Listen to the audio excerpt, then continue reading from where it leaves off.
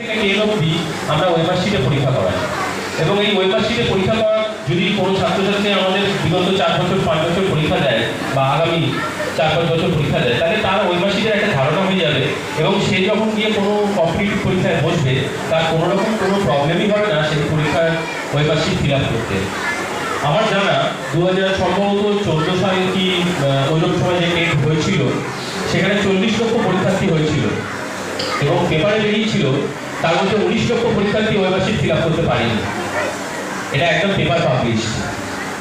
19 লক্ষ যে ওয়েমার্কশিট fill up করতে পারেনি এইটার কারণই হচ্ছে তাদের তার আগে কোনো রকম ধারণাই ছিল না যে ওয়েমার্কশিটটা কেমন দেখতে হয় এবং সেটা কীভাবে ফিল আপ করতে হয়। এবং যারা পরীক্ষা দিতে গেছে তারা সম্ভবত কিছুটা জেনেই গেছে, তার সত্ত্বেও তারা পারেনি।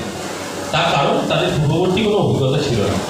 আমাদের উদ্দেশ্য হচ্ছে যে এই অভিজ্ঞতাটাকে তাদেরকে সবসময় দিয়ে যাওয়া, যাতে তারা কিনা আগামী দিনে গিয়ে যে কোনো যখন পরীক্ষায় বসবে, কম্পিটিটিভ পরীক্ষায় বসবে, তারা এই ওয়েমার্কশিটটা তাদের কাছে জলভাত হয়ে যাবে।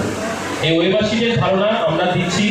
এমসিকিউ কোশ্চেন আমাদের হয় এখন মাধ্যমিক, উচ্চ মাধ্যমিক সমস্ত জায়গাতেই এমসিকিউ কোশ্চেন এসে গেছে। আগে যেটা ছিল না, আগে ব্রড কোশ্চেন শর্ট কোশ্চেন ছিল, এখন টোটালি এমসিকিউ হয়ে গেছে। 30 নম্বর 35 নম্বর 40 নম্বর নানান রকম হয়েছে, যেটা এখন আমরা প্রথম থেকেই সেইটা এমসিকিউ কোশ্চেন করে আসছি, ওয়েমার্কশিট করে আসছি, যাতে ছাত্রছাত্রীদের সেই সুবিধাটা হয়।